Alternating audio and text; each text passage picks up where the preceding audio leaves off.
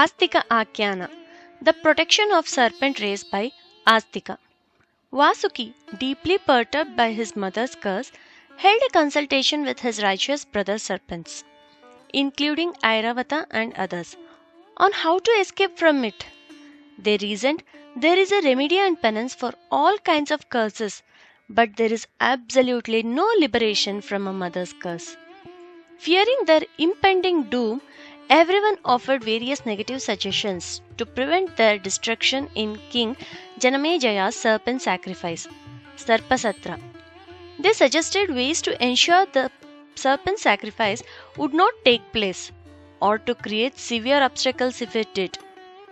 Some of the suggestions given by the serpents were disguising themselves as Brahmins to beg Janamejaya not to perform the sacrifice, or biting and killing the king and his chief priest, or causing heavy torrential rain to fall over the sacrificial fire pit, or stealing the sacred sacrificial vessels, Homapatra, or rushing into the sacrificial hall in a huge group to bite and chase away everyone present, or abducting the king himself. When such desperate suggestions were presented, Vasuki did not accept any of them. Instead, he expressed his opinion that they ultimately needed the blessings of their father, Sage Kashyapa. At that moment, a serpent named Elapatra revealed a secret matter that he had overheard. Let the curse uttered by Kadru Devi affect only the wicked, petty, and highly venomous snakes. The righteous serpents will not die. Furthermore, Lord Brahma once revealed to the demigods that a Brahmin named Jaratkaru, born in Yayavara lineage, will marry a maiden who is also named Jaratkaru. Their son, Astika, will eventually go to Janamejaya's serpent sacrifice and halt the destruction of the serpent race. Bringing this declaration of Lord Brahma to Vasuki's attention, Yalapatra advised him to immediately arrange to give his sister Jaratkaru in marriage to a Brahmin, Jaratkaru. Everyone agreed to his proposal. Long ago, during the churning of the ocean, Samudra Matana, the demigods, who were highly pleased with the assistance rendered by Vasuki, had requested Lord Brahma to dispel Vasuki's fear regarding his mother's curse. Lord Brahma had then instructed that Vasuki should give his sister to Jaratkaru. Just as he had previously declared, following this memory, Vasuki ordered all the serpents to inform him immediately the moment of Sage Jaratkaru arrived seeking a bride. Jaratkaru's birth, penance, and assurance to ancestors.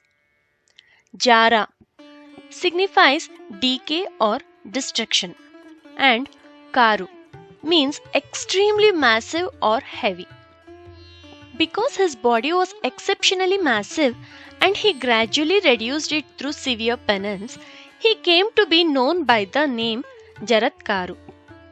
This sage was a lifelong celibate, which means Urdhvaretas Brahmachari, completely dedicated to the study of the Vedas. This rishi never even considered marriage.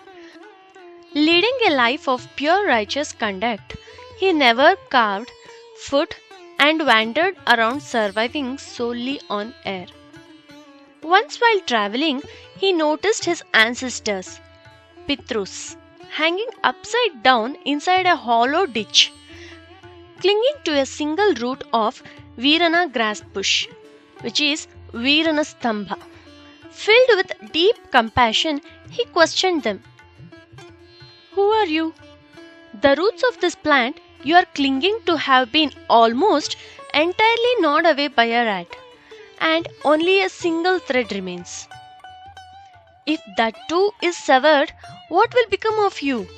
For your well-being, I am ready to offer the entire merit of my penance. Tell me, what must I do to save you from this miserable condition? To this, the ancestors replied, we too are endowed with the fruits of intense penance. But our lineage has declined. Out of your kindness towards us, we reveal to you that we belong to Yayavara lineage. Until now, we resided in a virtuous realms, Punyaloka. But due to the extinction of our lineage, we have fallen into this state.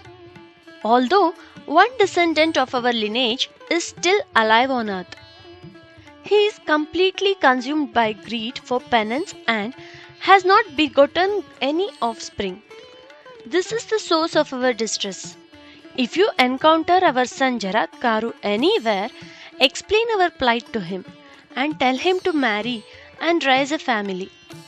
Only then we will attain liberation.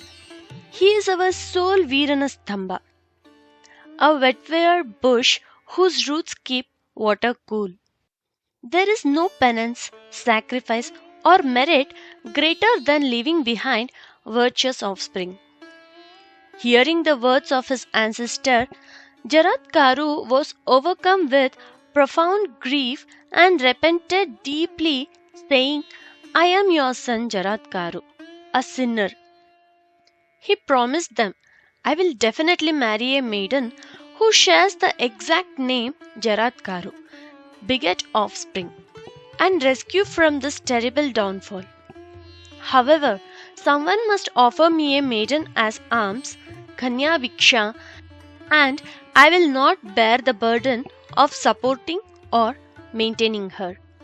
After stating these three strict conditions to his ancestors, he went into the forest and shouted loudly 3 times, "I am seeking a bride as alms."